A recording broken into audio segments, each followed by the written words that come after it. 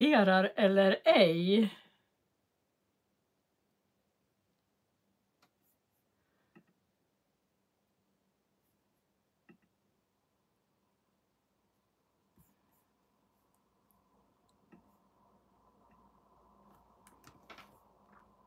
Är det någon som ser mig?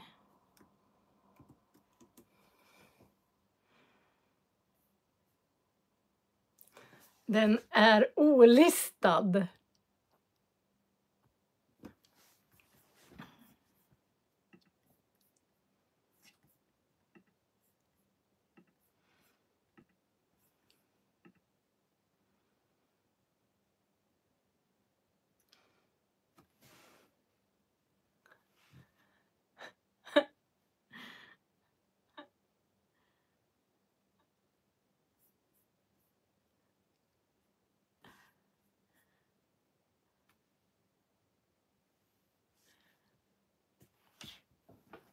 Jag lyckades inte komma live.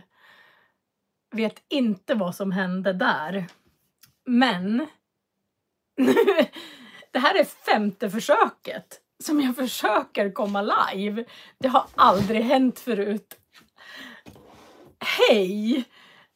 Nu äntligen! Jag har försökt 5 gånger att komma live och det har bara blivit fel. Men, det blir så ibland. Jag hoppas att ni mår bra.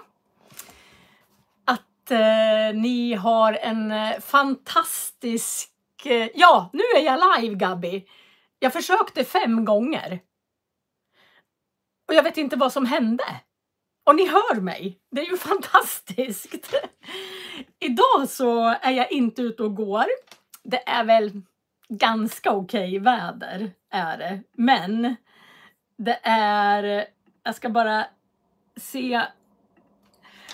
Det är ganska okej väder. Men rätt som det är så regnar det massor. Jag vill fortfarande gå en promenad utefter Indalsälven med er. Men det blir nog. Idag så är det 1 september. Jag tycker att 1 september, då känns det nästan som att sommaren är slut. Det börjar bli mörkare och mörkare på kvällarna. Alltså, vi har ljust nästan dygnet runt på sommaren. Men i september börjar det bli mörkt. För alla er som är nya på den här kanalen så heter jag Marie Rödemark. Jag är lärare sedan 1989. Jag har varit lärare alltså i 35 år i svenska och franska. Jag är en språknörd. Jag älskar språk i alla former. Kommunikation leder till bra relationer tycker jag. Språk är makt. Språk är viktigt. Så därför så har jag en kanal i svenska. Det kommer undertexter om ungefär 2-3 timmar. Jag skickar mina undertexter till textamej.se och sen måste jag läsa igenom så allt är korrekt och sen måste jag klicka på varje språk. Det kommer, men det tar lite tid. Ja, vädret är 10 grader kanske. Det regnar inte just nu, men molnen ligger lågt. Man ser inte bergen borta i fjärran. Det är för grått för det. Och molnen är jättelågt. Jag befinner mig ungefär på, vad kan det vara?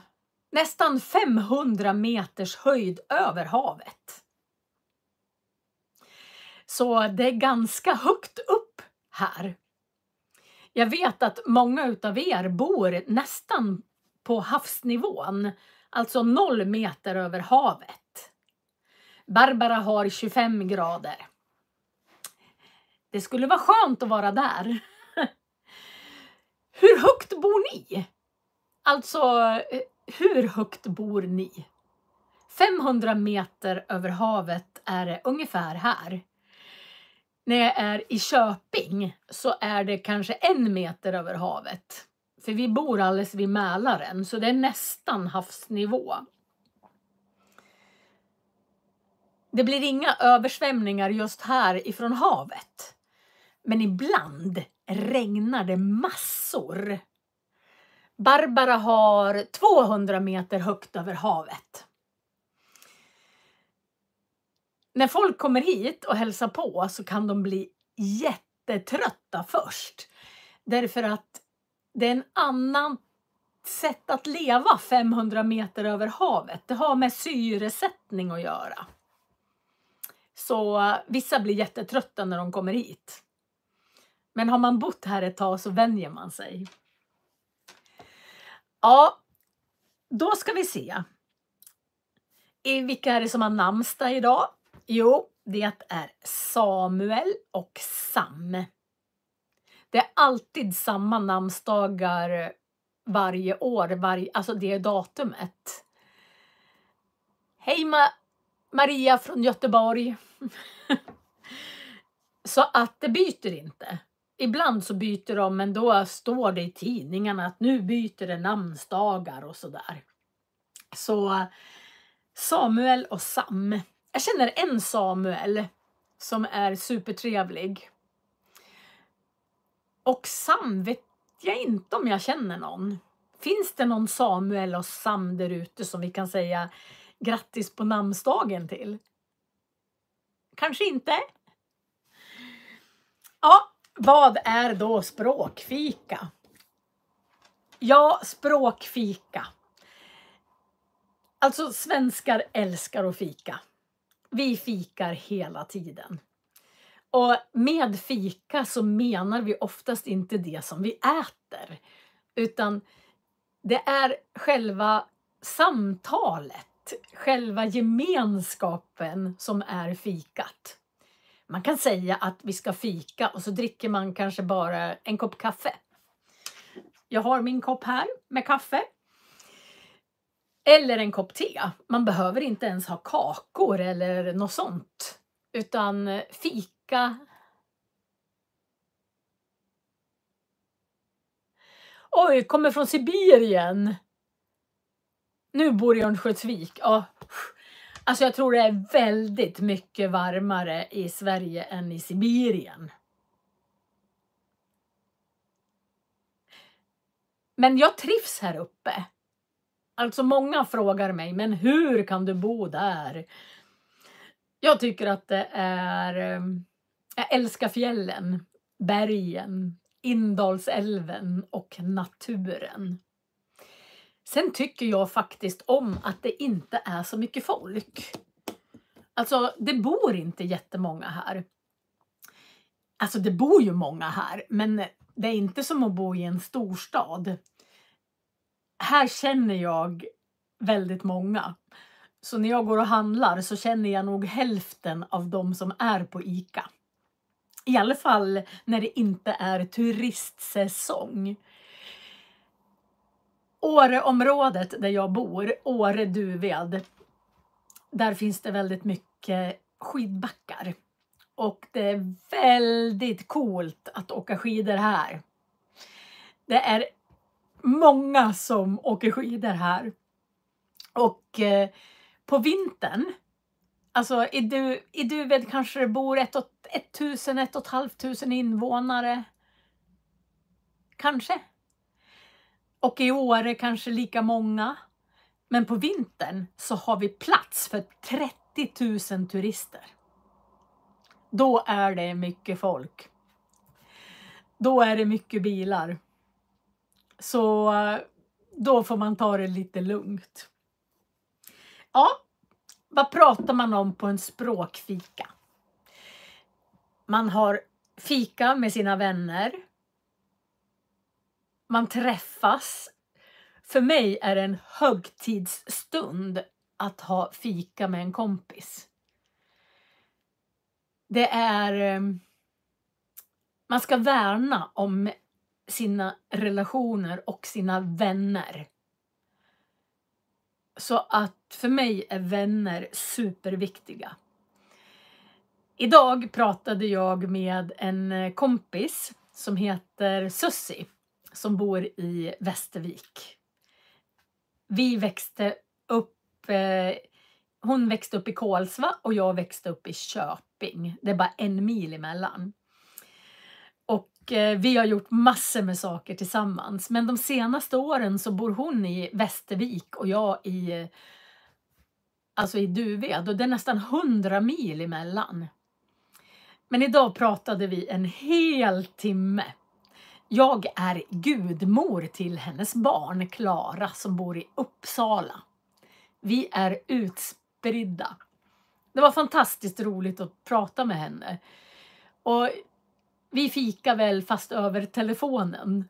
Och ni fikar med mig fast över en live. Men fika, det är viktigt.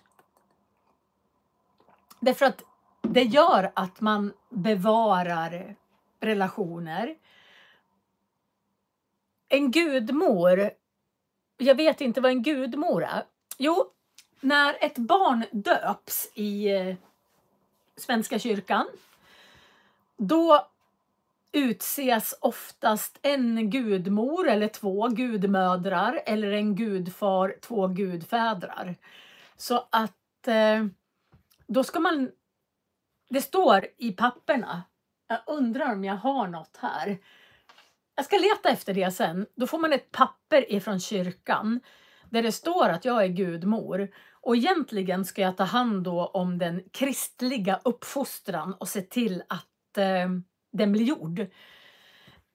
Men oftast så tar man lite extra. Man brukar utse en gudmor till sin bästa vänner som får vara lite extra vuxen. Nej, det är som en extra vuxen då till det här barnet. Så en gudmor och en gudfar, då får man ett slags diplom ifrån Svenska kyrkan.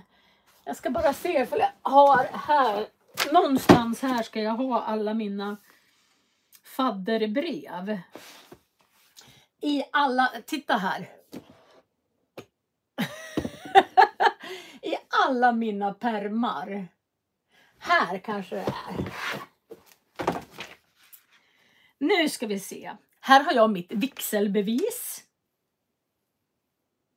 Och testamenten och fadderbrev. Alltså fadderbrev. Man är en fadder, man är gudmor. Så här, nu tar jag bort namnet. Sån här har jag fått ifrån Svenska kyrkan. Att jag är fadder. Och jag är faktiskt gudbarn till en som heter River. Och sen har jag fått ett fadderbrev. Här var för jättelänge sedan. Här blev jag faktiskt, och då hette jag Marie Pettersson. Och jag är faktiskt gudmor till min lilla syster Linnea. Både gudmor och titta här. Här har jag ett fadderbrev till. De ser lite olika ut. Så här ser det fadderbrevet ut. Och det här är fadderbrevet till mitt gudbarn Klara. Alltså Sussis dotter. Och den 31/5/97 i Malmö kyrka så blev jag fadder till Klara. Och de här sparar jag. Ja, visst är det snygga bilder? Alltså, så här många. Se, titta här. Jag är gudmor till så här många. Jag ser det lite grann som en ära att få ha blivit vald att vara gudmor till mina vänners barn. Jag är som en stor mamma. Och jag ska visa hur, jag ska se ifall vi kan hitta vigselbeviset. Det visste jag inte ens att jag hade här.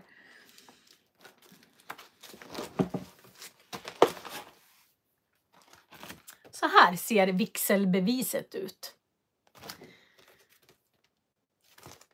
Det är också ganska fint tycker jag. Vigselbevis Thomas Rödemark och Marie Pettersson har denna dag blivit vigda. Det var ju förra veckan som jag firade bröllopsdag. Så 2007 gifte vi oss. Så det här är min perm som är full med viktiga papper. Har ni också permar med viktiga papper? Ja, så idag har jag telefonfikat med Sussi. Och det var helt fantastiskt. Då ska vi se om jag hade något mer kul här. Jag har ju en sån här perm när jag har blivit bjuden till kungen. Vart nu den permen har tagit vägen. Jag ska leta reda på den. Så ska vi se ifall ni kan få se alla mina inbjudningar till kungen. Det låter ju helt galet. Jag trodde att de var här. Men det var de inte. Jag ska ta fram dem till nästa gång. Idag tänkte jag prata... på fika så pratar man med vänner om dagliga saker. Om oro, glädje, sorg. Och idag var jag riktigt orolig faktiskt. Därför att... Ja, ni har också alla era papper i permar. Jag skriver så här. Skriver upp exakt vad allting handlar om i alla mina permar. Så jag har här... Jag har 2 hempermar. Så här har jag ännu mera papper. Det är inte så lätt att hitta i sina permar.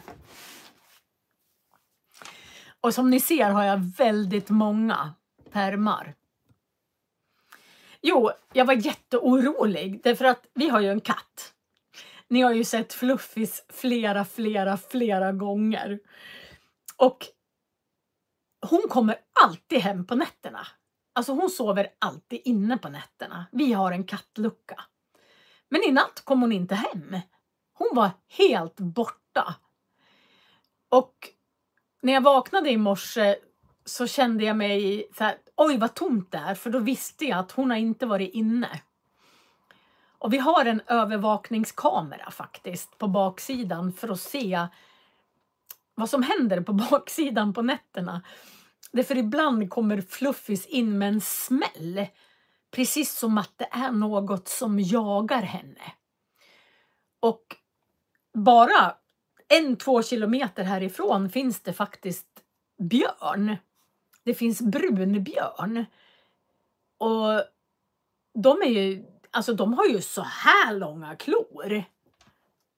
Det kallas för ramar. Deras ramar. Och ibland så när Fluffis kommer ut. Då ser man hur hon reser ragg. Heter det när hon... pälsen liksom står rakt upp på henne nästan. Och hon morrar långt ner i halsen. Så vi har björn. Vi har lodjur. Också alldeles här. Och så har vi järv. Och alla de... Och räv. Räven går förbi nästan varje dag. Och alla de 4 är ju rovdjur. Som kan ta katterna. Och därför satte vi upp en övervakningskamera på baksidan. Så i morse när jag tittade på min övervakningskamera. Då såg jag att katten inte hade gått in. Hon hade inte varit inne på hela natten. Men däremot såg jag en grävling som gick förbi.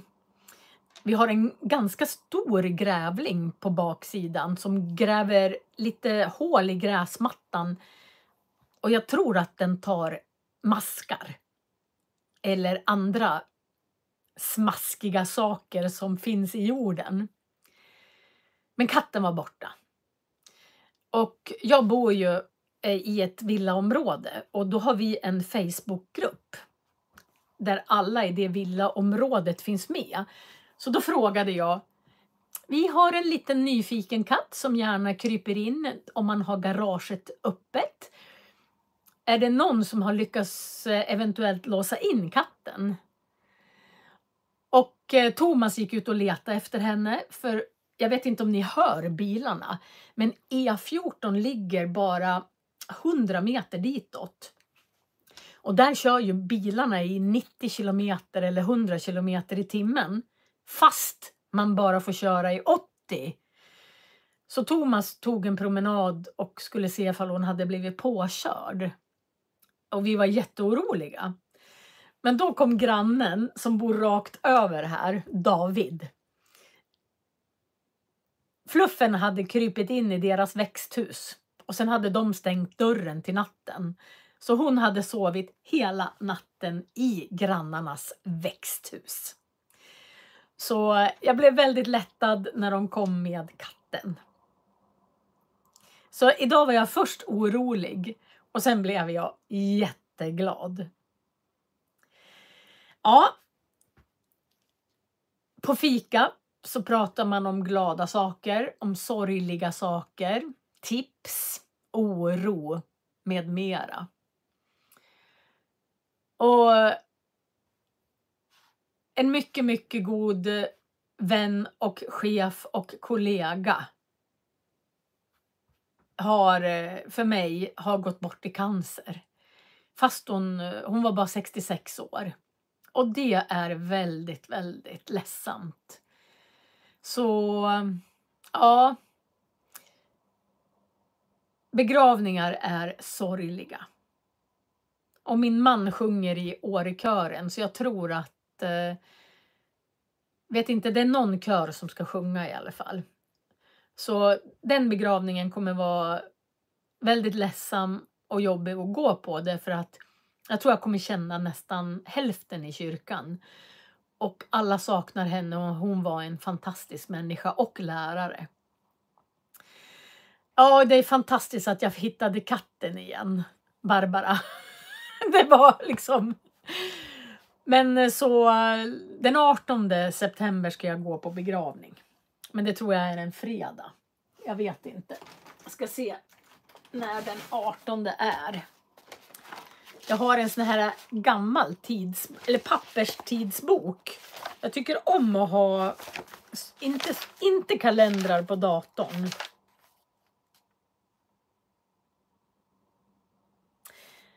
Nej, det är en onsdag.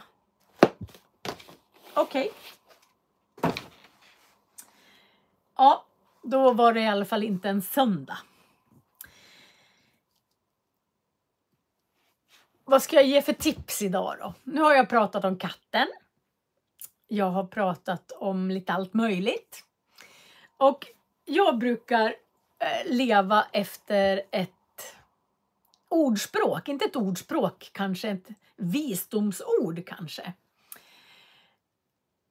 Det finns i Indien så fanns det en kvinna som hette Teresa.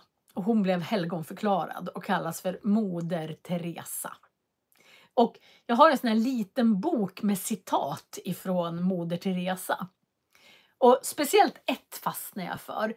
Det här är ju översatt till svenska, så det behöver ju inte betyda att det var exakt så hon sa. Eftersom översättningen gör kanske att det blir annorlunda. Men hon sa så här, vilket jag tycker är fantastiskt. Om alla gjorde rent i sitt hus skulle jorden vara en vacker plats. Och med det så menar hon kanske inte att man ska städa bara i sitt eget hus. Nej, ett citat får man inte översätta, skriver Viktor. Men annars, jag kan inte indiska. Så att det är en översättning utav Moder Teresas, vad hon sa. A quote kanske man ska säga. Men det är ju kanske citat på engelska. Men det hon menade med det är att om alla håller rent på sin egen plats. Alltså vi säger att det här är att man ser sitt hus som sitt liv kanske. Och om man gör snälla handlingar, då håller man ju liksom rent moraliskt, etiskt kanske. Att man ser till att man är snäll. Man ser till att man gör bra saker. Man ser till att varje människa sparar på miljöresurser. Man kanske inte tänker så här att nej, jag ska inte göra av med för mycket energi. Man kanske hjälper till på olika sätt. Man kan hjälpa till med pengar eller med hjälp till sådana som behöver. Man försöker vara snäll. Och allting man gör tänker man, om alla gjorde så här på hela jorden skulle jorden vara en vacker plats. Så jag brukar tänka, om jag gör så här, håller jag rent i mitt hus då? Vare sig det är uppfostran, att man hjälper, att man tar hand om, man tänker på miljön. Man försöker göra bra saker helt enkelt. Och jag kommer ihåg när jag gick i skolan, när jag gick i gymnasiet. Då skulle vi hitta på någonting som skulle förändra hela jordklotet. Alltså om man kunde. Och jag kom på en uppfinning då. På gymnasiet. Alltså då var jag... jag var 18 år. Vänta. Ja. Det här med Moder Teresa, hur man uppfostrar sina barn. Att man försöker uppfostra sina barn till bra människor. Vad nu bra människor är. Det kanske är olika i olika kulturer, jag vet inte. Men när vi skulle lösa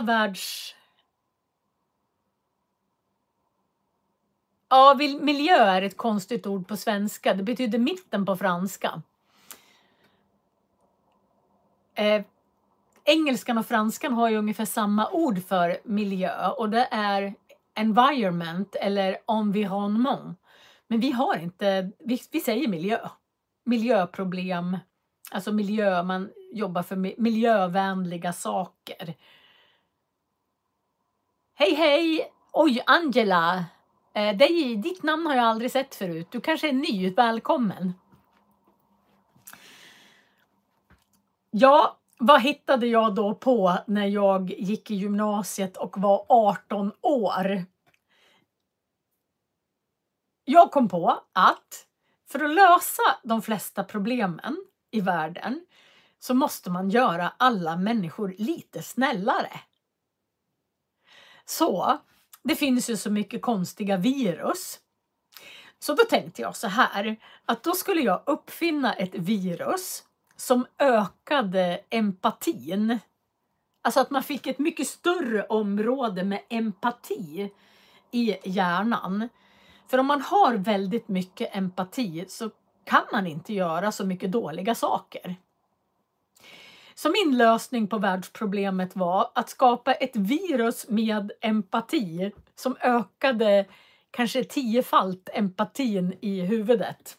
Vad tror ni om det? Min lärare skrattade när han läste det. Därför att jag var den enda som skulle uppfinna ett virus för att få hjärnan att bli mer empatisk. Ja, vad har ni för lösningar på att få världen att bli en snällare plats? Att göra alla människor lite snällare. Att göra så att det blir som med Moder Teresa, att man håller rent i sitt eget hus betyder kanske också att man är snäll och givmild mot alla. Har ni några förslag?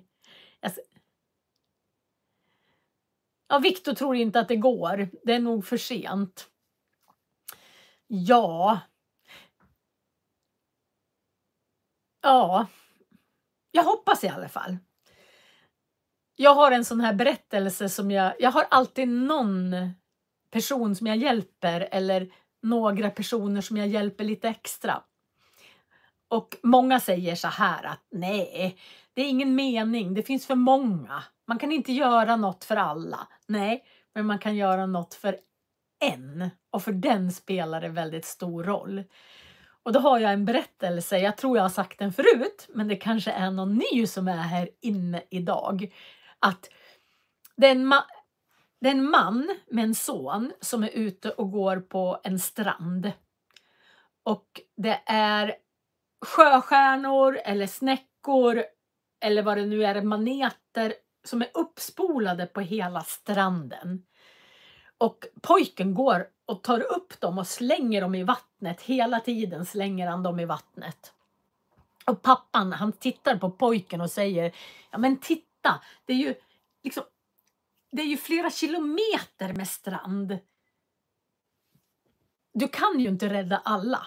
Nej, säger pojken, men den här kan jag rädda. Och sen tar han en och slänger i den i vattnet. Och jag tror det är så man får tänka. Att man kan rädda den här och för den spelar det väldigt stor roll. Då blir det lite Moder Teresa. Att man håller rent i sitt eget hus. Man hjälper dem man kan. Alltså de som är här. Så kan man kanske hjälpa dem. Ja. Det var moral och etik. Mina barn är väldigt trötta på mig. Eller var väldigt trötta på mig. För jag pratar väldigt mycket om moral och etik och hur man behandlar andra. Ja, Viktor skriver att det kan vara en lösning om man ser filmen Pay It Forward. Pay It Forward, det betyder att man betalar tillbaka. Och den handlar om en samhällslektion där varje familj uppfostrar sitt barn så skulle det vara utmärkt i samhället. Ja. Men just den här Pay It Forward, den handlar om en kille som kommer på att om man ger bort en tjänst som är så stor så att det verkligen känns i hela kroppen. Det ska inte bara vara att man hjälper en tant över gatan utan kanske lite mer. Så ska den personen betala tillbaka till 3 andra. Och sen ska de skicka vidare, på svenska heter den. Ja, och då så ska de betala till 3 stycken och så vidare. Den finns både som film och bok. Så om ni vill leta reda på Pay It Forward eller skicka vidare, så är både boken helt fantastisk och filmen är helt fantastisk. Det kan man kanske lära sig lite svenska på. Att läsa den boken. Ja, jag tror på att man försöker säga 3 snälla saker per dag till människor runt omkring en. Jag brukar välja sådana som är kanske i en affär som är jättetrött. Och så kommer man in och så säger man, men tack så mycket för hjälpen. Du är verkligen supertrevlig. Då får man sån, alltså de blir så glada. Så det är värt det. Ja, sen hade jag Leila, det kommer översättning sen med svensk undertext. Idag så tänkte jag även ha lite språkfika, alltså riktigt språk, grammatik. Och när jag är inne på Pinterest, där finns det väldigt mycket idéer som, och då brukar det finnas på engelska. Så brukar det finnas, alltså att det finns en sån här plansch och att det står till exempel synonymer till very. Att man inte ska säga very much, very good, very fine. Utan very är ju mycket. Men att man ska variera sig. Engelskan har fler ord än svenskan rent generellt. Men jag tänkte att hur många synonymer kan man använda till ordet mycket på svenska? Oj, nu kom det reklam och störde mig. Alltså, ibland så tror de som tittar att det är vi som bestämmer om det ska vara reklam eller ej. Men även om jag bestämmer att det inte ska vara reklam, så lägger YouTube in reklam i alla fall. Så jag kan inte göra så mycket åt reklamen. Tyvärr. Ja. Hur många ord tror ni att jag har? Hur många synonymer har jag hittat på mycket? Jag ska vänta en liten stund och se ifall det är någon som svarar. Hur många ord har jag hittat som man kan använda istället för mycket?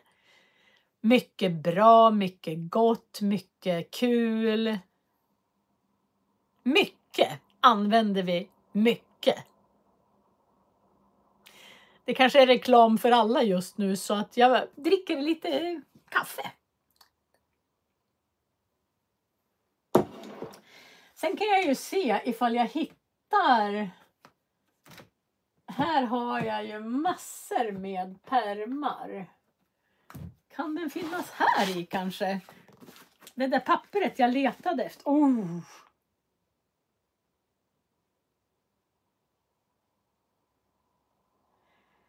Nej, inte där heller.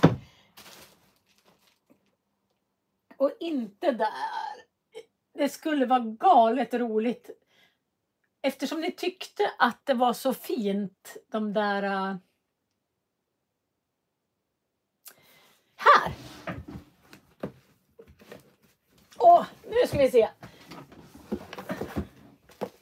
Medan ni tänker på hur många ord som man kan använda för mycket, så ska jag visa.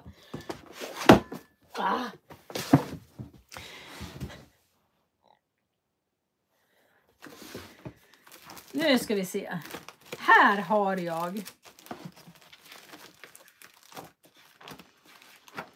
Oj. Nu ska ni få se.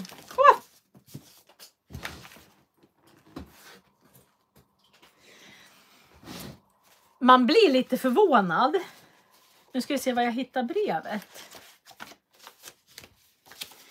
Man blir lite förvånad när man får ett brev ifrån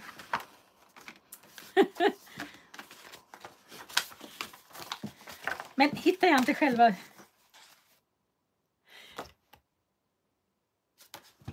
Alltså om man får ett brev så blir man ju lite förvånad när man tror ju att det är ett skämt när det står så här. Här står det så här.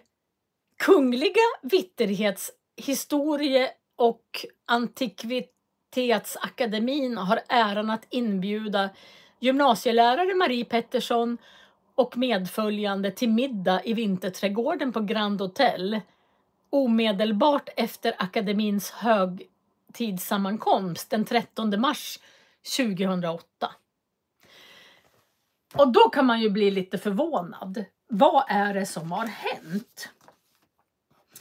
Och då blev vi alltså bjudna på. Då fick jag ett pris från Kungliga Vitterhetsakademin. Och då blir man ju lite förvånad. Då fick jag ett pris. Det här brevet fick jag.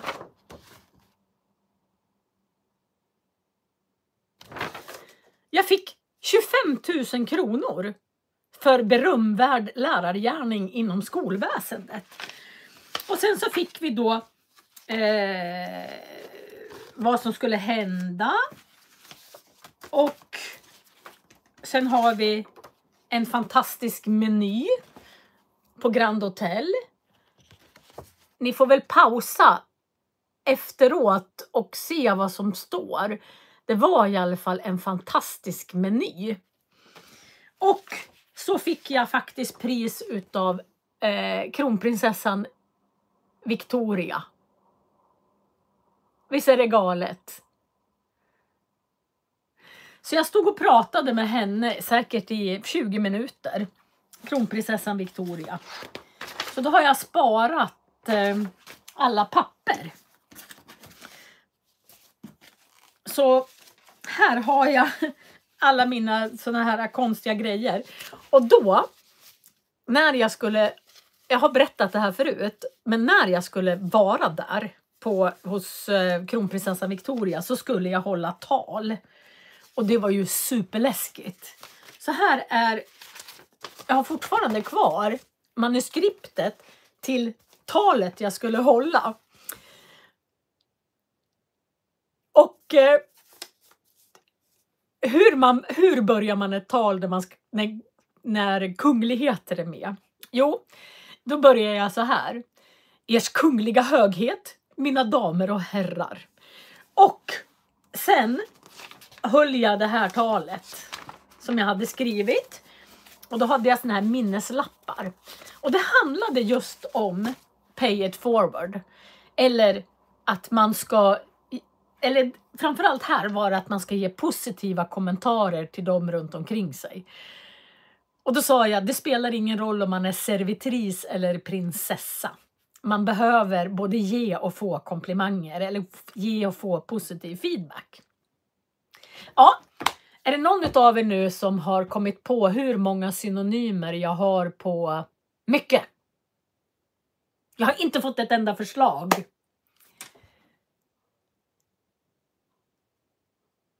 Ja, Viktor säger att han tror inte det finns något riktigt synonym. Det finns kanske inte någon exakt synonym utan det finns nyanser som man kan använda. Men att bara använda mycket kul, mycket... Oj, varför får jag present från Victoria? Jo, jag har skrivit... Nu har jag skrivit 10 böcker läromedel i franska. Och 2008, då hade jag kanske skrivit 3 böcker i franska. Men jag fick det här priset för att jag reste runt i Sverige och föreläste i språkmetodik och språkpedagogik. Och sen skapade jag, alltså 2008, det är bra länge sedan, då fanns knappt Facebook. Så jag skapade det största lärarnätverket i Sverige där alla lärare bjöd på sitt material. Så det var ett slags skicka vidare. Så jag skickade ut ett tipsbrev i veckan med massor med material och massor med tips ifrån andra lärare. Så jag tror jag hade 3000 språklärare faktiskt på min lista. Det är väldigt jättemånga får jag som förslag här. Ja, nu tänker jag läsa upp 25 meningar. Man kan säga så här. Hon var mycket gladare än väntat över överraskningen. Men det går att säga hon var betydligt gladare än väntat över överraskningen. Barnen blev enormt glada av att se sina presenter. Jag är extra glad idag tack vare det fina vädret. Han var fullständigt överlycklig efter att ha klarat sitt prov. Alltså den här skulle inte jag använda, men den är lite rolig. De blev gigantiskt glada när de fick beskedet. Men tack Emily, du förtjänar alla priser. Massor kan man använda. Här då, hon känner sig gränslöst glad över sin framgång.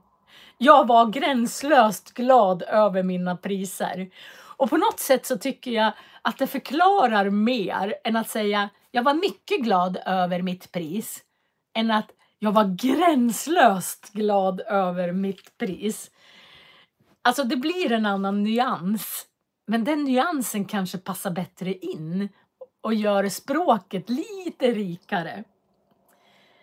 Vi är helt och hållet glada över beslutet. Det här använder jag, den här 8:e som jag säger nu, jag använder den oändlig kan man också säga. Jag var oändligt glad, säger Barbara. Men jag använder kopiös jätteofta istället för mycket. Hon var kopiöst glad efter att ha träffat prinsessan Victoria. Kopiöst. Jag vet inte varför jag har fastnat för det ordet.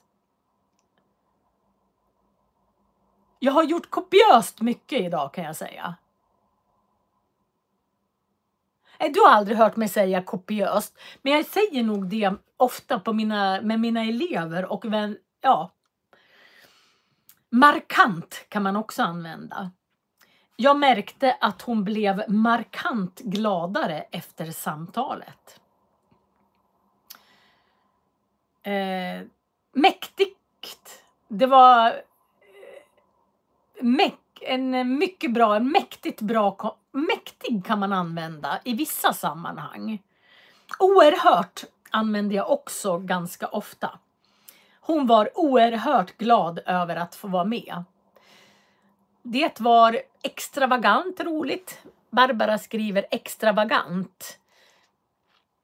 Kanske. Jag ska tänka på den. Ordentligt glad. Osedvanligt glad. Otroligt glad. Påtagligt glad. Den använder jag inte så ofta. Riktigt glad. Grymt får jag som exempel här. Jag säger ofta asbra eller grymt bra. Det kanske inte rent stilmässigt grymt och askul, dödskul. De är lite mer pratiga kanske, pratspråk. Mitt ex, alltså min fruktansvärt kanske går. Ja, det blir lite negativt. Det kallas då för en oxymoron. Om man säger fruktansvärt kul, då är det precis som fruktansvärt är negativt och kul är positivt. Och då kallas det för en oxymoron. Mitt ex använde alltid synnerligt. Det här var synnerligt roligt. Det var synnerligt oväntat. Så att det finns och sen väldigt, väsentligt och ytterst. Och jag gillar ju ChatGPT. Skit kan man säga också. Skitbra, mega kul. Här kommer ni med riktiga nästan slangord. Det här var för roligt. Era exempel är magiska. Magisk kanske man också kan säga. Det här var en magiskt rolig fest. Men ibland så är det roligt. Ibland är det mega kul att man kan använda andra synonymer. Jo, många av synonymerna är mycket starkare än mycket. Ytterligt. Här kommer väldigt jätteväl himla kul. Gränslöst. Jag hann inte läsa. Ni andra får läsa i chatten vad som skrivs. Och ibland så brukar jag be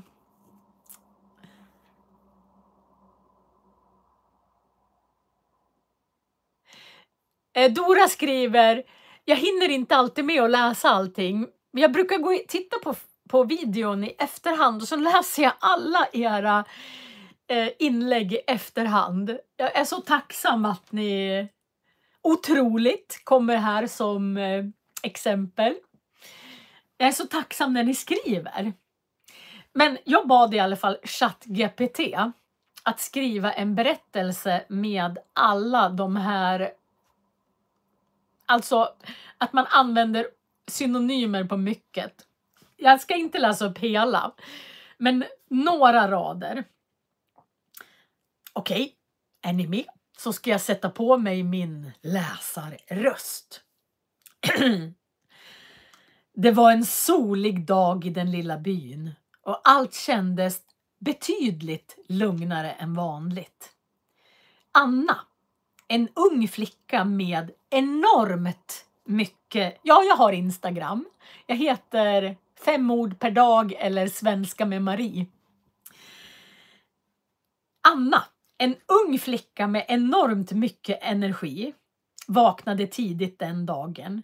Hon kände sig extra glad eftersom hennes bästa vän Lisa skulle komma på besök. De hade planerat en dag fylld med äventyr. När Lisa kom blev Anna fullständigt... nu kommer jag av mig igen. När Lisa kom blev Anna fullständigt överlycklig. De 2 flickorna hade en gigantiskt rolig dag framför sig. De började med att bygga en koja i skogen. En koja som blev gränslöst stor och mysig. Den var helt och hållet perfekt för dem. Efteråt sprang de runt i skogen och plockade synnerligt vackra blommor. Ja, synonymer är viktigt för ett rikt språk. Anna plockade så många att hennes korg blev kopiöst fylld. De kände båda en markant känsla av frihet när de var ute i naturen. Alltså fatta, så många ord. Är det någon av er som har ChatGPT så kan ni fråga den så här. Ge mig synonymer på vacker. När ni har fått synonymer på vacker, då kan ni be ChatGPT att skriva en mening med varje av de synonymerna så att ni får ett exempel. När jag lärde mig språk så fanns inte ChatGPT. Så jag fick slå upp allting i såna här synonymordböcker. Jag har en ganska söt bok på franska. Den här brukar jag använda när jag lär ut franska. Då finns det bilder på olika saker. Och så står det på franska. Till exempel här, om vi tar det där ordet bara. Ja, Viktor använder ChatGPT också. Det blir konstigt ibland. Man kan låta någon läsa igenom för att säga, är det här bra eller dåligt? Men till exempel här på vuxen, då står det så här. En vuxen är en stor person, det är en man eller kvinna. Så att acheter som är köpa. Köpa, det är att ta något och betala den med pengar. Så man kan gå till biblioteket och sen så kan man hitta såna här. På spanska finns det säkert många böcker också. Men jag har såna här i både engelska och franska och svenska. Att man hittar en bildordbok och sen så läser man högt. Vad hade jag mer idag? Ja, jag har ju en liten fusklapp. Nu säger Barbara hej då. Hej då Barbara. Du skulle se klart sen. Jag tycker ju om att... nu ska jag se för jag kan vända på den här. Så kan ni läsa samtidigt. Nu ska vi se. Jag tycker ju om såna här idiomatiska uttryck på alla språk. Så här har jag 10 stycken.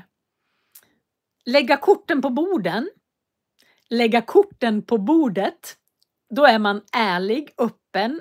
Man avslöjar sina avsikter eller planer. Man kan säga så här att nu ska jag lägga korten på bordet och berätta vad som egentligen hände. Nummer 2 använder jag väldigt ofta. Att vara ute och cykla. Nej, nu är du helt ute och cyklar.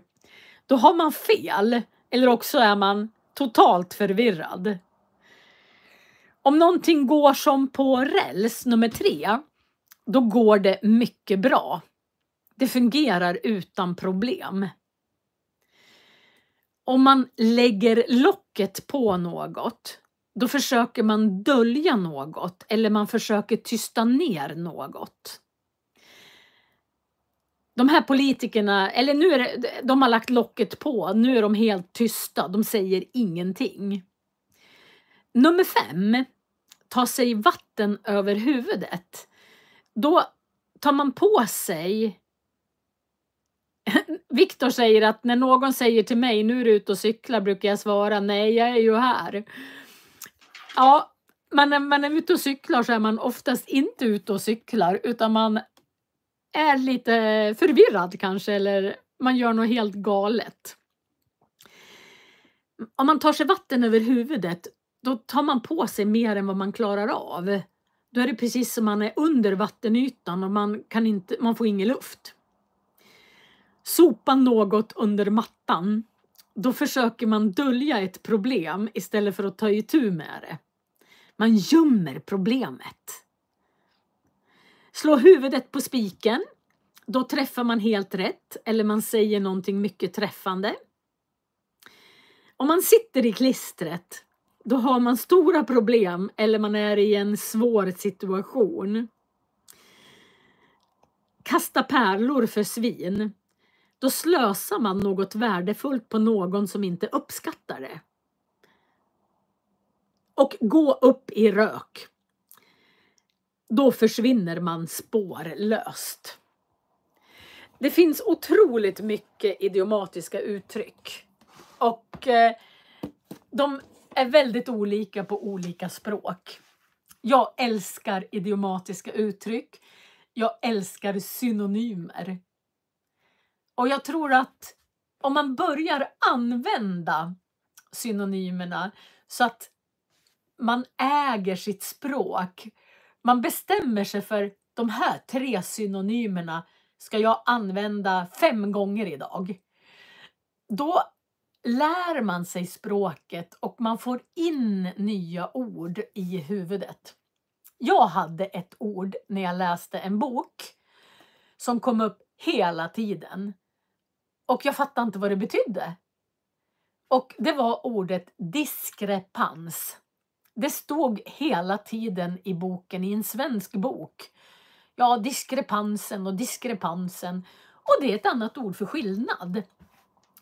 Och när jag väl hade hört det ordet en gång så hörde jag det överallt. Det är konstigt. Så när ni lär er nya ord, då kommer de helt plötsligt dyka upp överallt. Så jag råder er att börja lära er synonymer. Man kan titta på synonymer.se. Där finns det, man kan skriva in ett ord och så kommer det synonymer. Så ni kan använda datorn om ni inte har ChatGPT eller inte vill använda det. Diskrepans, skillnad i språkvetenskapliga sammanhang. Ja, vet ej. Det heter discrepancy på engelska och diskrepansen mellan väljare. Man kan nog säga alltså väljare. Alltså jag har sett det i väldigt många olika sammanhang. Men det kan ju vara fel använt, inte vet jag. Ja, nu har det gått en timme med fika. Jag har pratat om katten som har varit borta, en vän som jag ska gå på begravning, Kungliga Vitterhetsakademins pris, gudmor, gudfar och jag har pratat om Moder Teresa och och synonymer och idiomatiska uttryck. Ungefär så som man kanske gör på fika. Jag kanske inte brukar ta upp synonymer på fika när jag fikar med kompisar. Ja, tack så fantastiskt, oerhört, kopiöst mycket för att ni har tittat på mig på den här liven. Fortsätt att utvecklas språkligt. Känn att det är roligt med nya ord. Läs många böcker. Försök att använda alla orden ni har lärt er. Så ska ni känna att ni får mer och mer kontroll över orden. Och alla förslag jag fick på mycket var himla, grymt. Alltså det var skitroligt att höra alla de här. Jag hade kanske inte med de här pratiga. Viktor skriver att ofta förstår jag vad ett ord betyder men använder dem aldrig. Tack så mäktigt för fikat! Yes! Jag är synnerligen tacksam över era fantastiska ord. Språk är kul! Hej då alla! Tack så fantastiskt mycket, så syns vi på nästa söndag klockan 12. Och jag har en Instagram som heter Svenska med Marie eller 5 ord per dag. Och jag har en Facebookgrupp som heter Svenska för nyanlända. Men här i beskrivningen så har jag länkat till alla mina spellistor och alla mina Facebookgrupper och hemsidor och allting, så ni kan hitta det där. Hej då! Hej då!